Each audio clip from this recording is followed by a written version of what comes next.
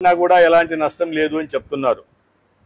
ఈ రెండిటిని గురించి మాట్లాడదాం, మిగిలిన విషయాలు కూడా మాట్లాడదాం. ప్రజలు వైఎస్ఆర్ కాంగ్రెస్ పార్టీ తప్పు చేస్తుంది, తెలుగుదేశం నాయకులు కూటమి నాయకులు చెప్పేదే నిజము.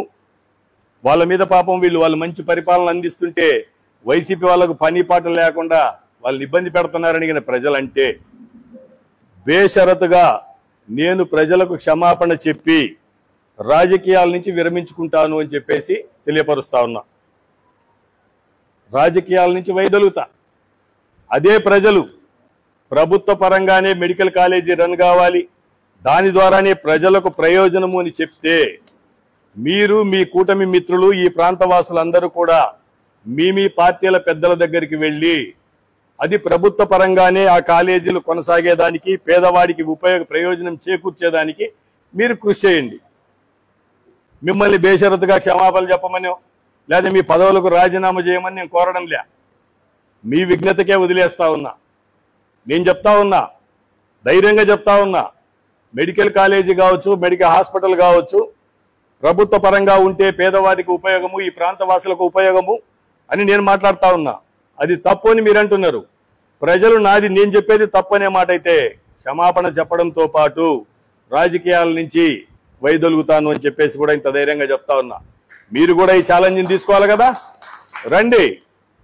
ఇదేం మన ఇద్దరి వ్యక్తిగత ప్రతిష్ట కాదు కావాల్సింది, ఈ ప్రాంత ప్రజల యొక్క శ్రేయస్సు, ఈ ప్రాంతం యొక్క అభివృద్ధి అనేది మనం ఆకాంక్షిద్దాం.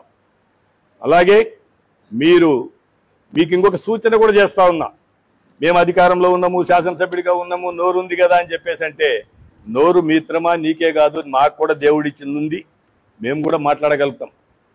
మాట్లాడుకోవడంలో ఏం ప్రయోజనం లే.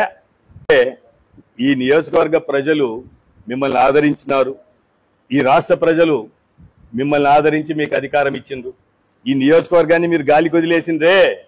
ఈ నియోజకవర్గంలో గత 15 నెలలుగా ఈ ప్రజలు ఇసుక దోపిడీ, మట్టి దోపిడీ, మద్యం దోపిడీ,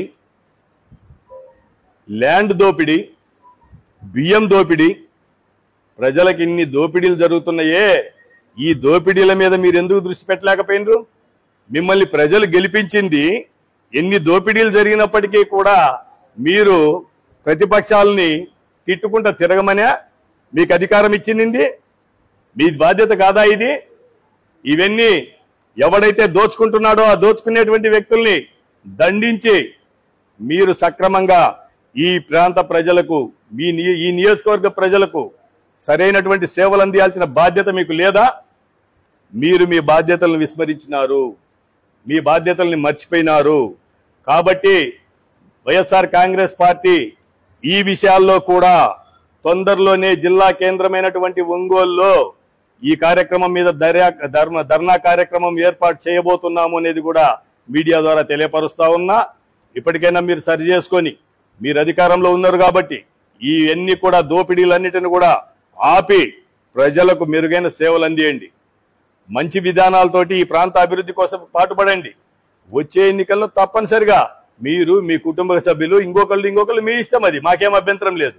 ప్రజల మన్ననలు పొందేదానికి ప్రయత్నం చేయండి.